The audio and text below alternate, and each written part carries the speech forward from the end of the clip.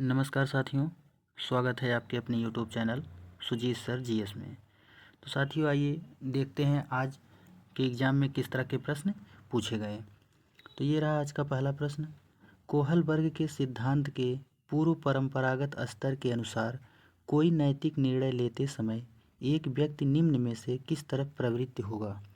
Option A व्यक्तिगत आवश्यकताएं तथा इच्छाएं, ऑप्शन बी व्यक्तिगत मूल्य, ऑप्शन सी पारिवारिक अपेक्षाएं या ऑप्शन डी अंतर्निहित संभावित दंड। तो इस प्रश्न का राइट आंसर हो जाएगा ऑप्शन डी। अगला प्रश्न, निम्न में से कौन सा सृजनात्मकता से संबंधित है?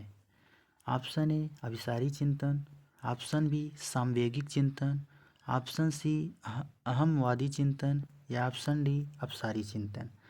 तो इस प्रश्न का राइट आंसर हो जाएगा ऑप्शन डी। अगला क्वेश्चन, निम्न में से कौन सी विशेषता प्रतिभाशाली बच्चों की नहीं है? ऑप्शन ए उच्च आत्म क्षमता, ऑप्शन बी निम्न औसतीय मानसिक प्रक्रियाएं या ऑप्शन सी अंतर्दृष्टिपूर्वक समस्याओं का समाधान करना, ऑप्शन डी उच्चतर श्रेणी की मानसिक प्रक्रियाएं। तो इस प्रश्न का राइट आंसर हो जाएगा ऑप्शन बी। निम्न औसतीय मानसिक प्रक्रियाएं जो है ये प्रतिभाशाली बच्चों की विशेषता नहीं है। अगला प्रश्न, शैशव काल की अवधि है जन्म से 2 वर्ष तक, जन्म से 3 वर्ष तक, 2 से 3 वर्ष तक या जन्म से 1 वर्ष तक। तो शैशव काल की अवधि जो है ये जन्म से 2 वर्ष तक होती है, ऑप्शन ए। अगला प्रश्न, निम्नलिखित में से कौन सा समाजीकरण का एक प्रमुख कारक है? Option A computer, option B आनुवंशिकता, ऑप्शन सी राजनीतिक दल या ऑप्शन डी परिवार। तो इस प्रश्न का राइट आंसर हो जाएगा ऑप्शन डी। परिवार जो है ये समाजीकरण का एक प्रमुख कारक माना जाता है। अगला प्रश्न, समावेशी शिक्षा मानती है कि हमें डैश के अनुरूप बदलना चाहिए। तो इस प्रश्न का राइट आंसर हो जाएगा ऑप्शन ए व्यवस्था। समावेशी शिक्षा मानती है कि हमें व्यवस्था जो है बच्चे के अनुरूप बदलना चाहिए।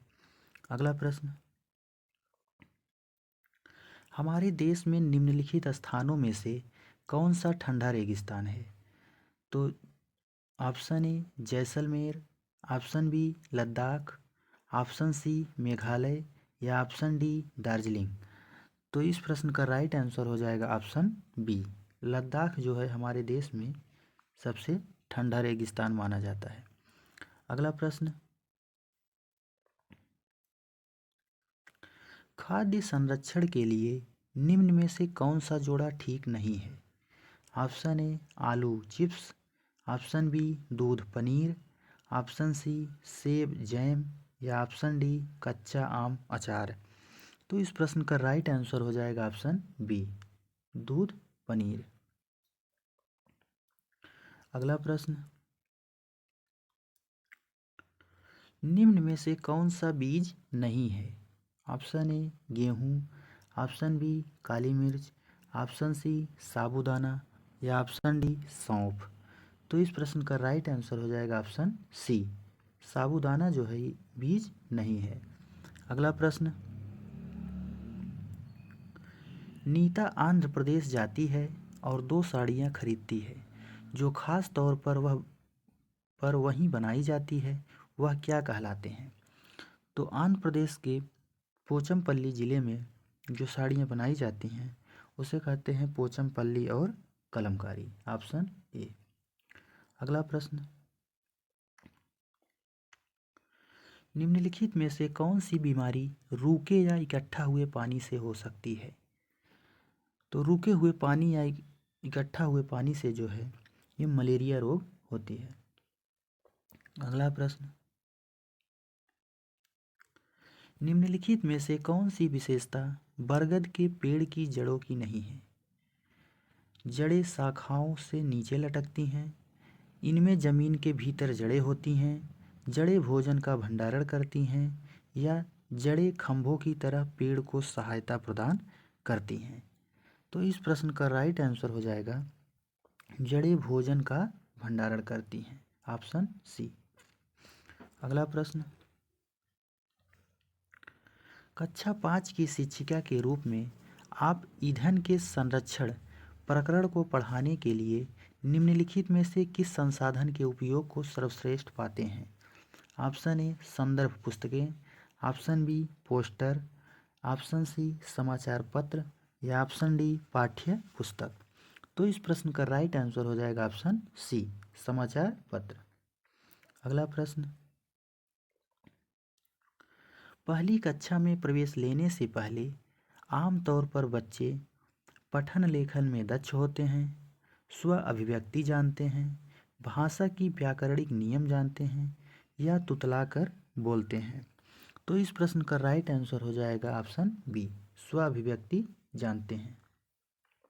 अगला प्रश्न, भाषा की पाठ्यपुस्तक में सबसे महत्वपूर्ण पक्ष कौन सा है? ऑप्शन ए आकर्षक चित्र, ऑप्शन बी पाठों का उद्देश्य पूर्ण चयन, ऑप्शन सी अभ्यासों का बहुलता, या ऑप्शन डी कागज की गुणवत्ता।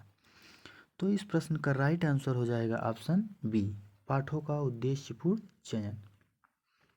अगला प्रश्न, तो साथियों आज के लिए बस इतना ही, मिलते हैं नेक्स्ट क्लास में, तब तक के लिए धन्यवाद।